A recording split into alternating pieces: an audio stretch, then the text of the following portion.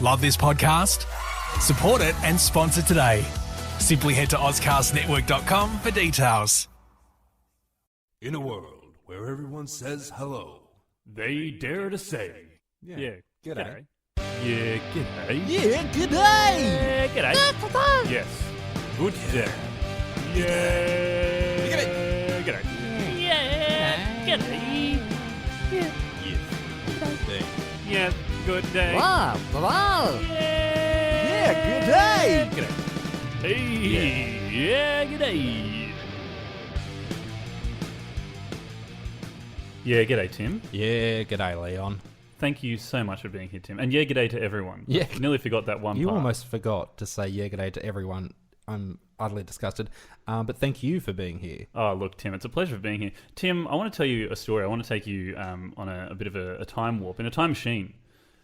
Are we telling a story? Are we time warping, or are we in the time machine? Or If you can't follow my through line of thought, I don't know how we're ever going to do this. That's true. Okay. Tim, go ahead. I want to take you back to Sydney Entertainment Centre, and the year was 2000, the millennium itself. 2000s after the year of our Lord. Yes, something like that. Well, it's funny you mentioned that. It was the Catholic Jubilee. And I was taken along with my school at the time. And I'll tell you what, the whole ceremony was boring fantastic. for quite a while. There was a lot going on, and as a whatever age I was at that point, I was in year 2 or whatever it was. I don't remember much of it. But then, Tim, out of nowhere, they brought out a little band called Bachelor Girl. Oh, they weren't very well known at the time, I don't think, were they? No. By not well known, we mean they were huge, and yes, the of course, entire yes. Sydney Entertainment Centre went wild because they were like, here you go, kids, this is something that you'll enjoy. And we did. And Tim, at that point in time, I thought one day I'm going to have a wildly successful podcast, and I'm going to interview Bachelor Girl. Well, yeah, okay. And it turns out Yep. one of those two things has come true. Yeah, we're definitely got the second of those on the list. We got Bachelor Girl. Woo! Tania is here. Hello, Tania. Actually, you're not, both of those things are untrue because you only have half the band. I know. Great. Okay. Well, now we've... So you have the girl half. Yeah, the first thing she does on our podcast is destroy Leon's streams. Thank you so much. Wait, does that mean that We're getting James along is well. is he the bachelor half? Yeah, no, he's the girl. No. Oh. No, We can sling it. Look, these days you need to be a little bit bachelor, a little bit girl. So I think we've got a little bit of both in us. But yeah, I like great it. Great to finally speak to you guys. Yes, yeah. So Tania and I have been talking on Facebook for a bit now because she was nice enough to reply to me. And we've been planning this since we were going to talk when Tania was in her now home country of Sweden, and now we're lucky that she's in the same state as us. Same time zone. Yeah, same time zone makes things easier. So Yes. Tania, how are you? How have things been? I'm well, thanks, guys.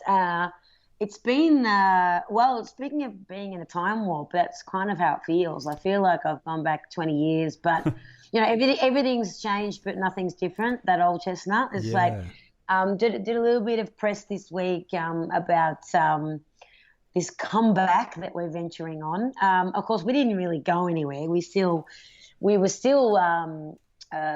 both been in the music business, but I've just been on the sort of behind the scenes in Stockholm writing songs for outside projects. Then I sort of got a little, I've just missed performing live, and James and I did a performance last year, Sydney Opera House, Australia Day, and the response was overwhelmingly positive. Go figure. Awesome. And we thought, this is interesting. Do you think we've had enough of a break to, from each other to like get back on the saddle? And so he came along to Stockholm, and we started writing some songs with my little my big songwriting community over there, because it's pretty huge. And we just had such a great time, and songs felt really good. And here we are working on the record and about to launch, well, not about to launch, but launching a body of work sometime next year. Yeah, I think Australia's definitely ready for it. We've been kind of keeping, obviously, that we're talking to you under wraps for a little while as we've been preparing. But once it was confirmed today, when we were going to start this interview, I messaged my cousin, who's actually a music producer as well, Donatachi, and I mentioned that we were talking to you, and he went nuts. He went absolutely crazy. So people are definitely ready for it. I think I think it's going to go very well for you guys. That's a very positive response, and I don't know. I don't mean to sound trite or pathetically humble when I say I'm honestly really surprised. I'm taken aback. I think my theory on this is that with people like Trump and social media taking over, and I think people need to go back to a time where things weren't so fickle and transient, and maybe our songs represented what made people think and feel. We like to think that that was our mission anyway with our songs. It was kind of always more than, hey baby, I love you, I need you, let's get it on.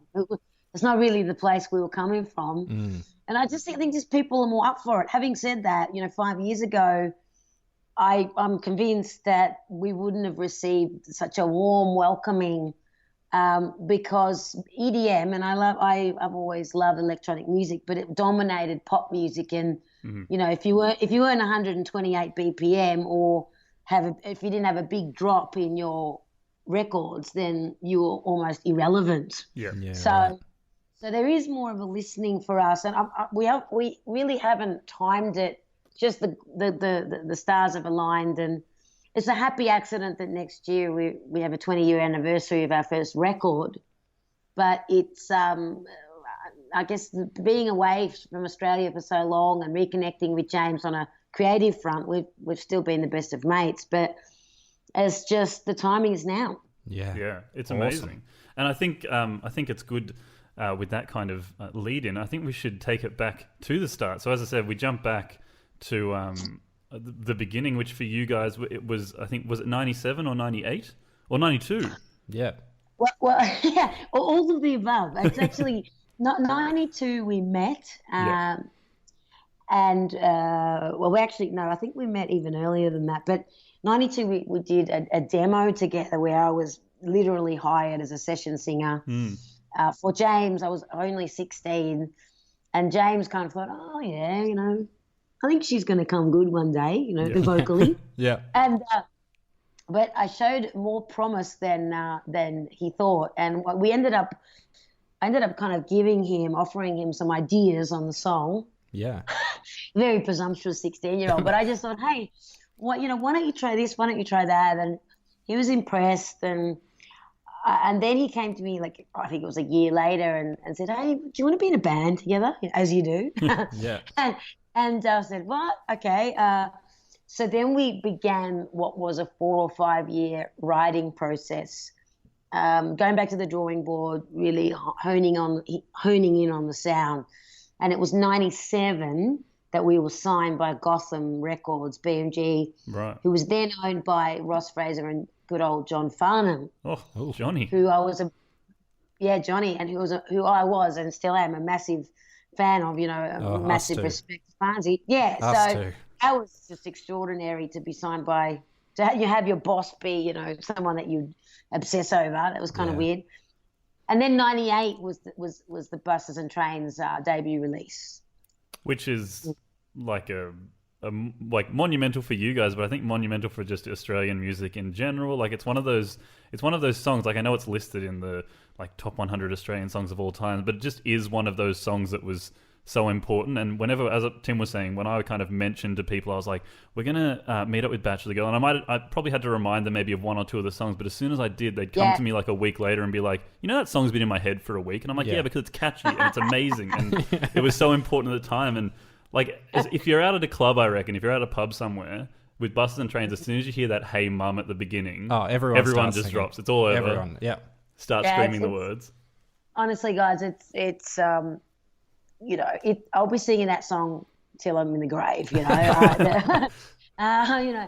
It's and without sounding trite, I am very grateful to that. It became the passport for us to get into all sorts of territories around the world. One of the reasons I moved to Sweden was because the Scandinavian territory loved our first record, and it got me into places other than nightclubs, but it got me into the right offices and the right sessions, and because it was just such a loved song. So and now when we perform it, we just performed it on Friday night in Sydney at an acoustic gig we did, which was our first reveal of the new songs. I have this new spin on it in my head. It's like, obviously the life's disasters aren't the guys and the clubs and the craziness of my 20s, but now it's just being, living in another country and having a baby in Sweden. I mean, that was an adventure in itself. So it is true as it ever was, and I think most people can identify because, I mean, that's life, isn't it? I mean, even if you're a really safe kind of person, you don't take risks, it's inescapable that shit happens in life, and you need to put some kind of, hopefully some humorous spin, or realize that from all those disasters comes lessons, or a funny story, or maybe even, I mean, not all disasters end up funny, but of course, just, growth and strength that hopefully you can gain from those obstacles and those things that go wrong. So, yeah, James really did nail that message. I mean, hats off to him today, because I think it means even more to people now. It's extraordinary. Yeah, absolutely. It's amazing, even because obviously as a listener with all songs, as you grow up, you definitely come back to stuff you used to listen to and have new meaning. But it's incredible to hear from you, the singer of this song, that it is the same for you, that you've come back to it with this new purpose and meaning for yourself as well. And it's really nice to hear that, actually. I really like that. Oh, thank you. I mean, I suppose if you're responsible for the songs you release, I mean, even if some of them sound dated, the production just doesn't stand up, and not every song that we recorded in the 90s, I don't expect them to sound fresh 20 years later, like sonically. But I think in the end, it's a snapshot of a time, but the message and the themes, we were always very committed to saying something, maybe something that people hear about all the time, but maybe you could put a different spin on it so it lasts the test of time. It's never going to age. These messages are they stand true, and I think in a time like this where, I mean, let's face it, the world is just nuts right now. I think we can all agree on that. And maybe you can always say that through history, but again, I go back to where we are from a political point of view, in the world, and people. It's like we need these songs. We need entertainment to save us. Music saves. Yeah, it does. It does. We're not rocket scientists, so we're not brain surgeons. I mean, I know that, but I think you do need. I do feel like you can actually serve some greater purpose than just be disposable pop. We've never really been into that. So that's why I think Buses and Trains was a lucky one, and hopefully the new material. I know the new material. They're rich in messages. Even if they're dressed in something fun, they're rich in messages. So that's what I have to. I think I am beyond excited for the next album, because it's just. Thank you. It feels so. It feels nostalgic, even though it's new. If that makes sense. Yeah. Oh, look, we're totally embracing that, guys. It's not. We are. I mean, I'm nostalgic. I write songs in a modern context in Stockholm for outside artists, for people that are half my age. So I've got that outlet already. I'm not going to pretend to be half my age, though, because I have so many stories to tell, good, bad, and ugly, that why not tell them and be real? And I think this is where Adele is so smart and so real and so enchanting. I don't know if that word comes to mind, but it's like she's just real. It's just, and that's so cool. Yeah. She kind of saved pop music, if you like, in the sort of more recent years. I think she saved it for a lot of us artists, because she paved the way. She proved, because she's so extraordinary, but she proved from a songwriting point of view that people do want to be moved, you know, like on a deeper level. Yeah, and they do still want that talent. Like in your kind of thing before, we were talking about like how EDM took over. Like I always think, like for me, obviously my music tastes have always been, you know, bands or musicians that can actually perform their songs live and can actually sing it. And so you have bands like, to me, like, you know, Paramore always stuck out in those years because they were creating music and singing the songs. And like Adele, as you say, she's like, I'm always buying her albums because she stands out because she's doing something that, you know, is an actual and real talent. Like she's amazing. Yeah, I think we are missing that.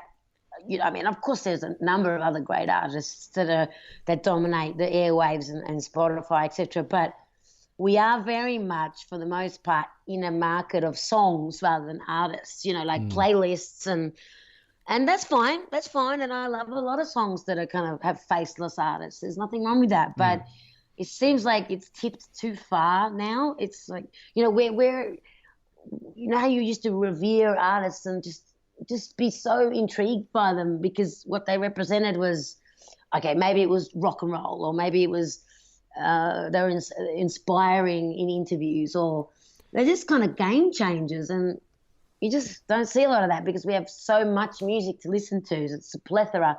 So I think the trick is, as an artist, how are you going to stand out as an artist? You know, and that's why James and I think we needed to part ways because and do our own thing for a little while and figure that out. I mean, we didn't plan to do this again, by the way. I mean, we didn't know. I moved overseas and so did he, but he's now living in Melbourne. But yeah, I mean, but I think the chemistry, with the songwriting chemistry and you know, was very yin and yang, and that drew us together again. And what we do together, hopefully, you know, can make some difference or can stand out on some level. Otherwise, we're just going to be more of the same. Yeah. And I'd rather not do that. You know, I'd rather just, I don't know, take up another job.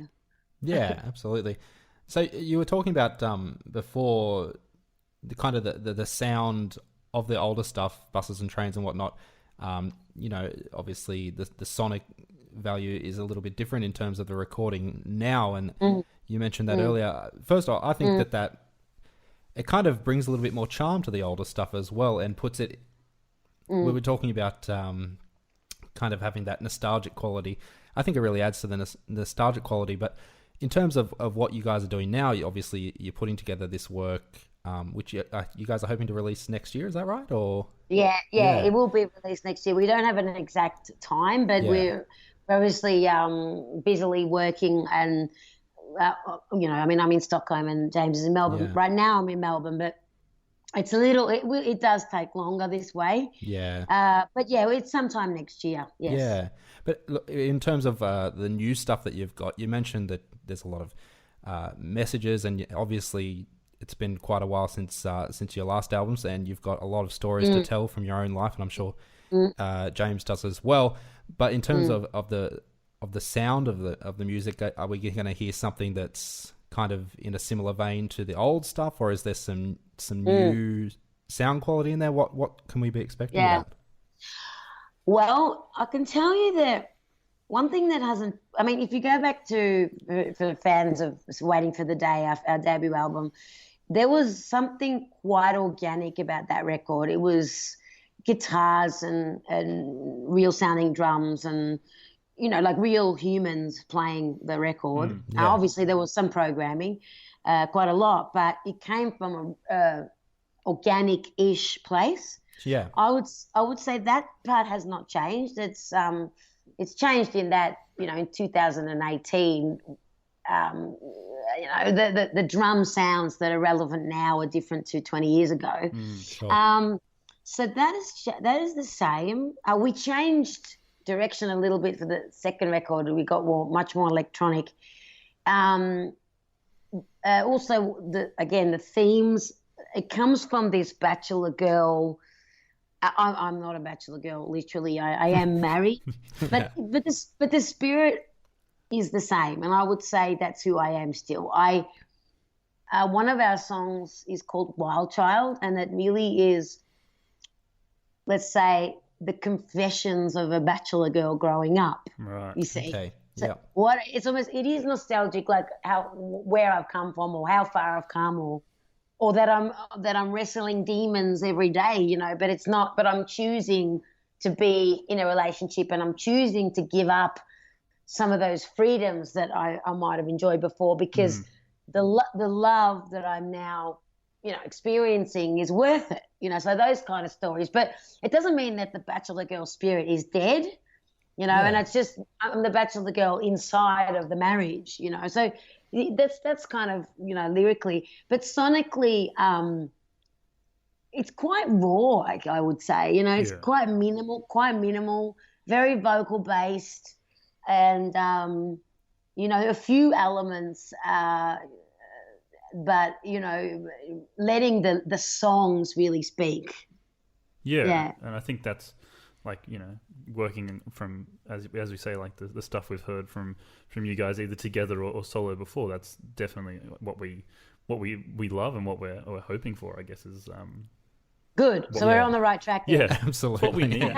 Yeah. With so it's very interesting. What I think's, you know, great about being able to sit down and talk with you, and what we kind of like enjoy about the show that we do, is that we get to talk to Australians who are, you know, kind of recognised or famous or in their field or whatever it is. But was it ever difficult for you guys? Because obviously in Australia we're kind of down here at the bottom, and we feel like we're forgotten sometimes, and it's hard to break out and do anything. So like, did you guys ever have that feeling, like, especially after you did break into the scene? Was it hard when you were there, or was it all just kind of the same as everyone else? Like, it was like you were just roped in by your talent rather than the country you're from. Oh, well, Buses and Trains was one of those songs that travelled very well. In fact, a lot of people didn't realise we were Australian, or whatever. I mean, whatever that means. It sounded. People thought it was such, you know, an international sounding song, you know. Yeah. So we actually broke in a lot of territories around the world with Buses and Trains. I wouldn't say it was easy, but you have to remember, when a song goes very big in your home, then the label, we're with BMG, so the BMG labels around the world, or the BMG company, then wanted to pick it up because it had done so well in Australia. So they always look at the domestic country and say, oh yeah, if it worked in their home country, then it might work over here. And so Scandinavia, after Asia and Australia, the next territory that it did well in was the very north of Europe, because I guess they're into their pop too.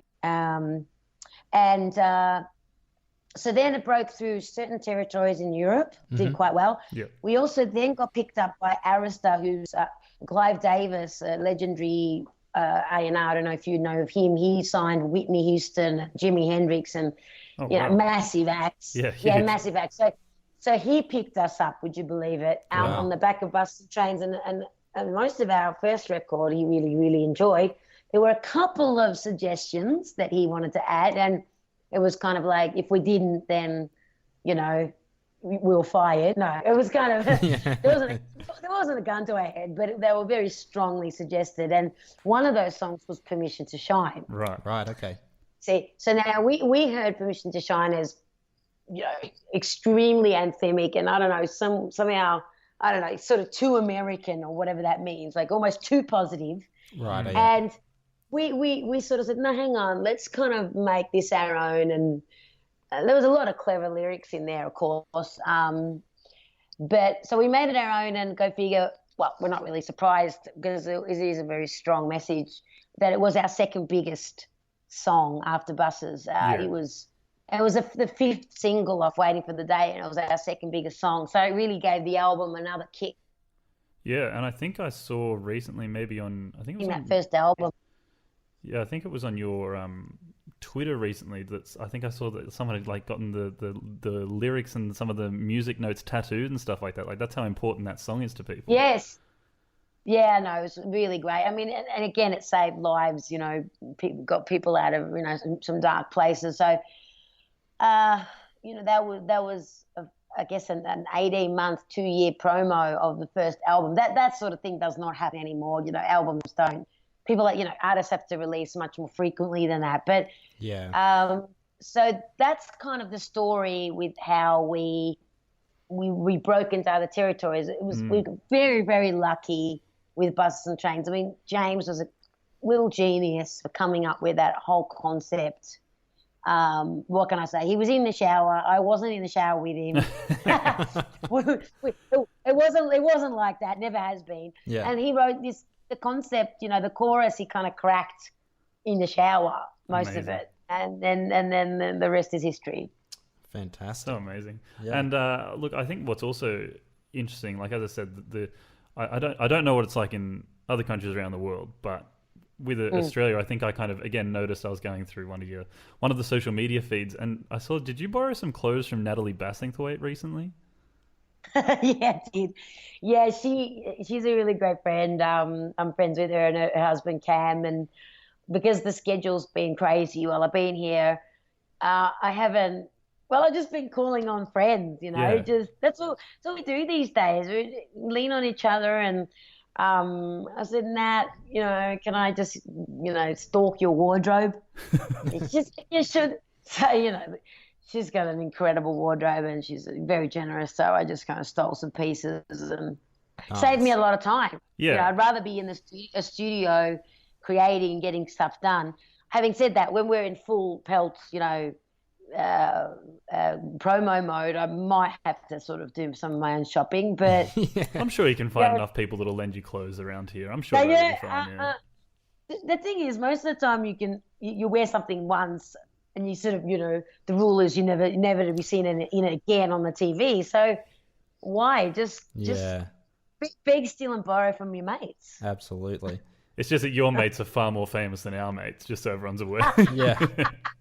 Yeah. It's not about being famous, it's about being quality. True. No, I don't have that many famous mates. But I think the thing is, if they've got taste, then then I can, then I just go there. Just I think I've learned that this time around. And James and I said to him, if we are going to do this again, we can't do this alone. We need to, that's why James came over to Stockholm. It's more fun when you collaborate. I think. Sure. With the right people, or maybe they come from a completely different place to you, and the magic can happen. In fact, one of our, I think, sort of lead songs for the next record is called "Nobody Can Do It Alone," and it really does sum up the approach of how we've done this. And I didn't want us to be all insular and we've got this, on our own, because, well, for one thing, we haven't done this for 10 years publicly. So why would we be so arrogant? Of course, the core of us is from us, but nothing wrong with asking for help or, just saying, hey, do you know this or this? Do you know that? Just getting reconnected from an artist point of view. Absolutely. It's actually been more fun.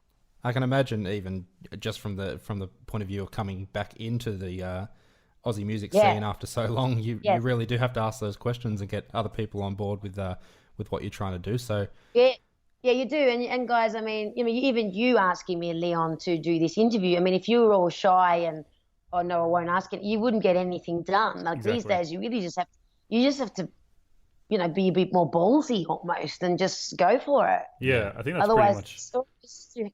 Do demos at home. And I mean, don't forget, I've been living in Sweden, so I'm quite removed. I mean, I come back here and I feel like I've never left, but I really don't have all the answers. And if I do, then I know, like in Sweden, people ask me, okay, X, Y, Z. I'm much more of a specialist over there, but of course I'm a foreigner there as well. So I'm used to being out of my comfort zone, I guess.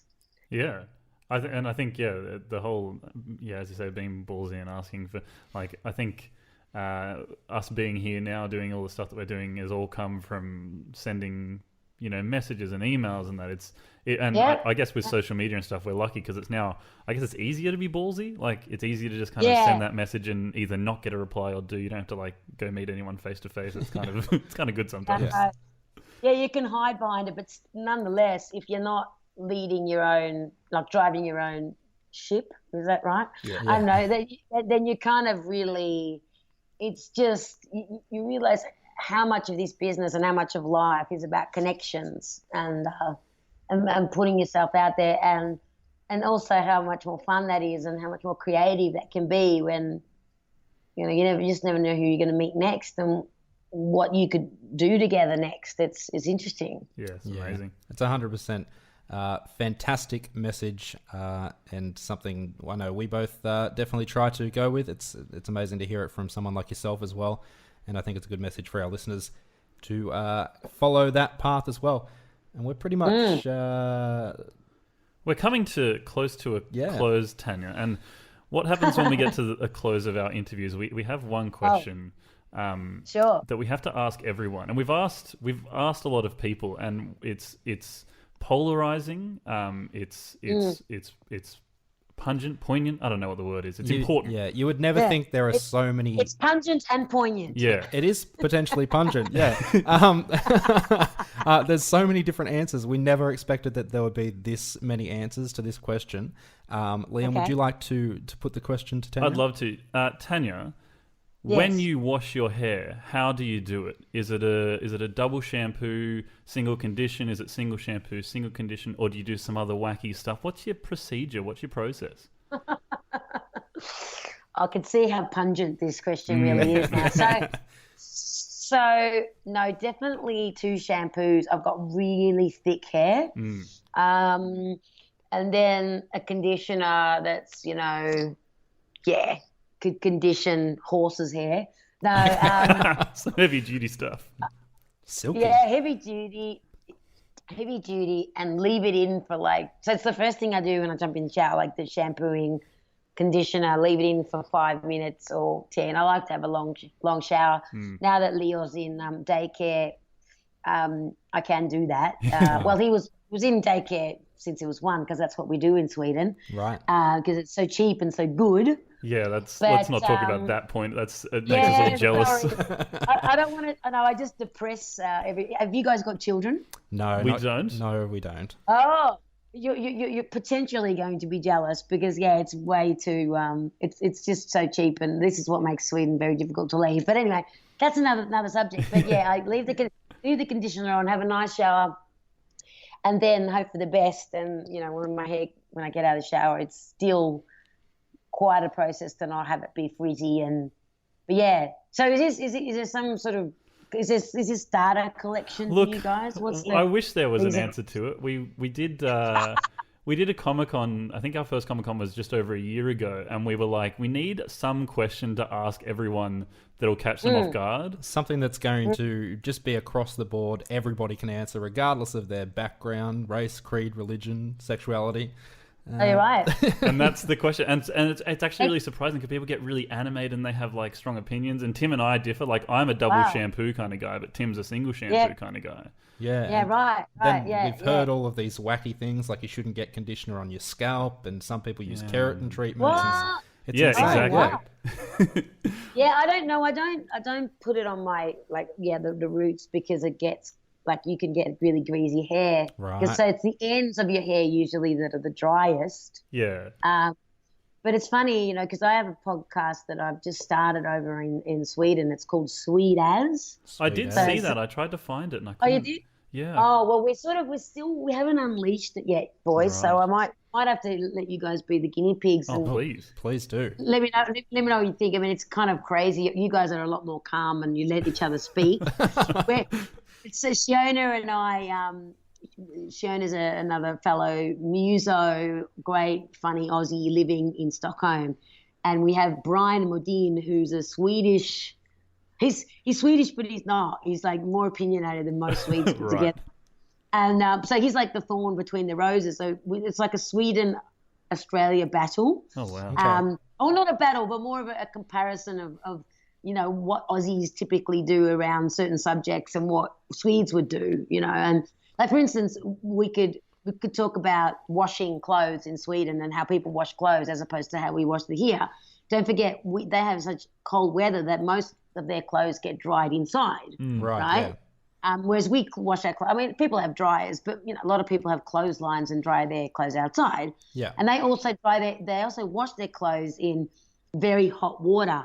Or at least hot water. They rarely wash their clothes in cold water. It's for them, it's not washing them at all if you wash in cold water. Oh, okay. Interesting. I guess I'm not washing my clothes. Yeah, that's how they would view it. And you certainly need to wash your sheets and towels, in 90 degrees. Wow. So they Okay. have degrees of like buttons, like 30, 40, 60 or 90. Then we don't do that in Australia. We just have sort of hot or cold. Yeah. That's insane. So these are the important topics that we cover in our podcast. No, Wow.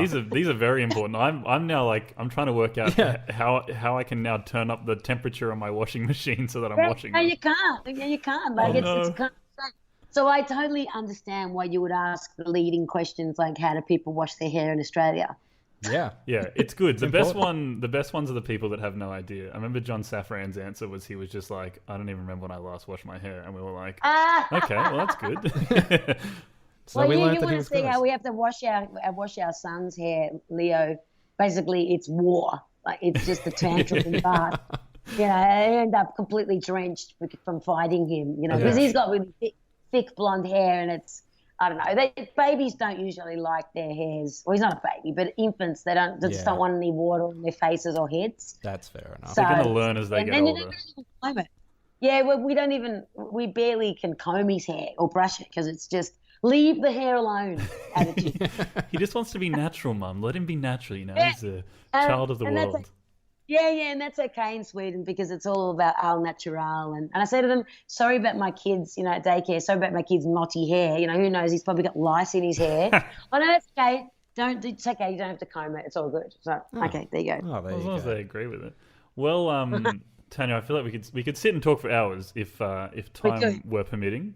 But you are a very busy lady getting these recordings and everything sorted in your short time left in Oz. Yeah, absolutely. Yes. We really appreciate you But taking. thanks for this indulgent time, guys, because I can't often get into like real conversations on radio. So this was fun. Oh, please! Anytime you want to come back Yeah. on, just tell us and we'll make a spot for you. Please, yeah. No, thank you for taking the time out because like Leon said, we know you're busy, and it's been really nice to hear your stories and Thanks. we're so excited Thanks for the stuff to come out next year.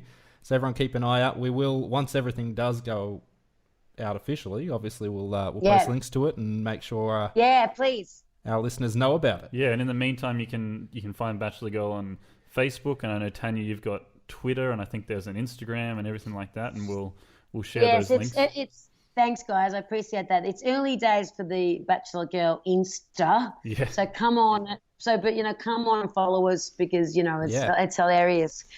Like we've got like 600 followers, and it's like I like how that's early days. You know, I've only just started it, so please come along and be our friend because we're lonely. Yeah, we'll come along, with our small amount of following, but we'll bring them all. Everyone, come along, come to the Bachelor Girl. And if you're in, how do I find you guys on Insta, guys? what are we at? Yeah, G'day podcast. I'll follow you once we're done with the interview, and then you'll be able to follow. Okay, back. great. Or not follow Do back. that. I'll let you decide. We'll be anxiously watching the phone. Yeah, we'll be going. Did you follow it? Yeah. Then we'll be going. Maybe. I'll actually check it out first, and then I'll decide whether I want to follow. Yeah, you. that's true. You'll probably look at it and go, I was talking to those guys. Oh, dear. Look, it's been so good. And as we said before, unfortunately, James couldn't be here today. But we pass on our best wishes. And, we know that he has the same kind of sentiments about the music, and everyone should check out his solo stuff as well if they can. Yeah, sure. But yeah, aside from it was Siri talking at me somehow. She was responding on James's behalf. Oh, okay, cool. Hey Siri, hey James. Siri on iPhone. Can we ask Siri? Okay. We should ask Siri this story. Be like, how did you come up with the buses and trains? And then it'll tell us a weird tale. Yeah. Wonderful. Well, as I said, thank you so much. It's 2000/1998. Leon is kicking himself right now that he's had this conversation. Oh, mate, no worries. You're very kind, but it's great to talk to you. Great podcast, and we might have to have you guys on our potty. A bit of if you visit as, Sweden, yeah. especially. That'd be a bit of fun. Especially if you visit Sweden sometime, we would love to hear your viewpoint on the Swedish way. That'd be great. Interesting. Absolutely. Very excited to go there. It'd be pencil us in. exciting. Yeah. We'll put it in the diary. Yeah. Well, look, we'll. I think if we can try and do a three-way sign-off. Do you reckon, Tim? We can try and get Tanya on the sign-off too. Yep. It's try. pretty easy. I'll let you go after Leon, and then I'll follow you up. So yeah. All right. All you've got to do is say yeah, g'day to the people that are present. So yeah, g'day, Tim and Tanya. Tanya, that's you. Oh, Yergaday. Yergaday. Leon and Tim. Yeah, g'day, Leon and Tanya. Yeah, g'day, everyone. Yeah, g'day, everyone. Thank you, Tanya. You know, I thought you were actually being Swedish by saying Yergaday. Oh, was You're it? like- Oh, yeah, we were. Yeah, that's totally what we're doing. It sounded like you were like being the Swedish chef. Let me start that again. Yergaday, Leon and Tim. Oh, yeah, g'day, perfect. Tanya. That was nice and, yeah, Aussie roots coming back through there. Wonderful. I'm Well, gonna lose. thank you so much, and we'll send everything around. Thanks. See you guys. Bye. See ya. Bye. Tim, Yes, that was so good. that was a lot of fun. I really enjoy myself. You know what? This is what's so good about our Australian famous people and Australian pop stars and all that we talk to, is that we have fun in Australia, rest of the world. So yeah, We just do. you know, Tanya was so down to earth and so easy to talk to. That's and I mean everyone we've had on the show so far has been that way. It's really refreshing. It was an awesome conversation. I had a lot of fun. if anything, Tim, it was lucky me. Yes, Can sure. give myself permission to shine. Hey, Mum, why didn't you tell me that I was going to have Tanya on the show? Your mum didn't know. She did. So anyway, that was me trying to work in as many Bachelor Girl lyrics as I could remember at the time. So, Tim, we need to give the biggest thank you of all to Tanya. Yes, absolutely. Thank you to Tanya for coming on the show. Yeah. Like we said, it was a lot of fun. We learnt a lot as well. We did. I feel like I have to change my entire life plan. But it's been good. And Tanya has been so good. And I think James maybe has even, dabbled in as well, talking with me for the last 2 months to try and plan it and organize it. Like, they've been so supportive and so keen on the idea. And Absolutely, it's literally, I don't think people understand. It's literally mind boggling. That story of me at the entertainment center is true. They sang Permission to Shine, I'm pretty sure. And I think they sang Buses and Trains. And I was thinking the other day, I was like, if Leon from 2000 knew about this, and I think for everyone, like, it's fucking crazy. We just sat and chatted with Tanya from Bachelor Girl. It's very cool. It's very cool. So make sure, we talked about their stuff that's going to be coming out next year. They're not 100% sure when yet, but follow their Instagram, follow their Facebook, follow their Twitter. Watch this space because it's going to be coming out. And if you love that old stuff that we were talking about, it sounds like the new stuff is going to be just as good, if not better. Tanya's got a lot of stories to tell. I'm a big storyteller. Leon's a big storyteller. Am I? It sounds fucking amazing. Yes, I'm declaring you thus. And this just hot in off the press to interrupt Tim. Bachelor Girl did follow us back on Instagram. Oh, Confirmed. yeah. If you guys want to follow them on Instagram, they are at bachelor.girl. You'll find them that way. You can find them on Facebook just by typing in Bachelor Girl. And I don't think Bachelor Girl has a Twitter, but Tanya does, and it's at Tanya Doko, I think is how you pronounce it. So TaniaDoko. Perfect. But we'll share all that around. Get on it. Watch this space. Because, Aside from that, you can also, whilst you're on your little social media machines, you can follow us at Yeah G'day. You can follow us at Yeah G'day Podcast on Facebook, Twitter, and Instagram. Yes, indeed. And our own personal stuff as well. Leon Huxtable Comedy. It's just pretty much everything for I you. believe so. And your T for Jim? T for Jim is my Instagram, and I'm pretty Yeah. sure that's the same for my Facebook as well. Yeah, but you'll find us. We're there. We're You know where we around.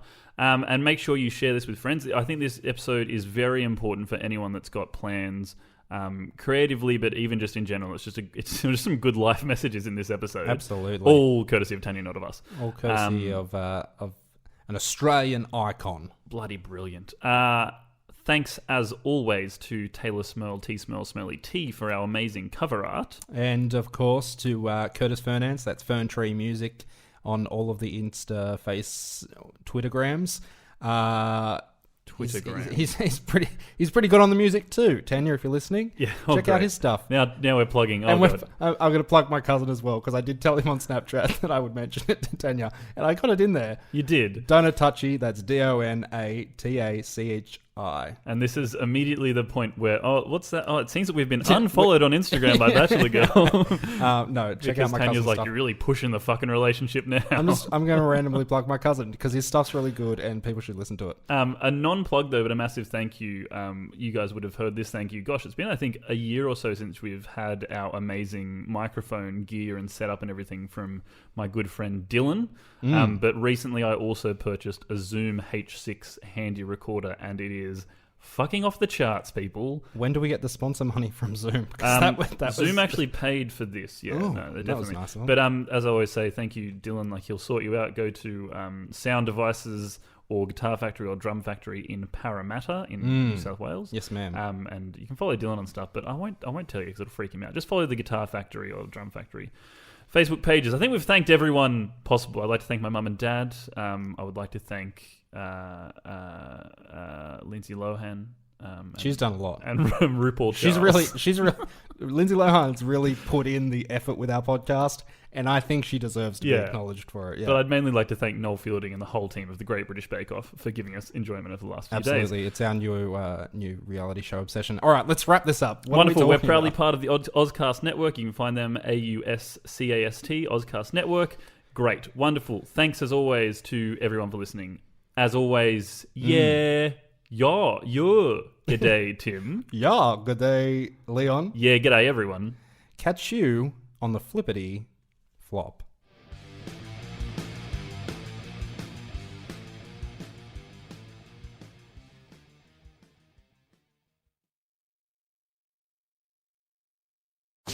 Love this podcast? Support it and sponsor today. Simply head to AuscastNetwork.com for details.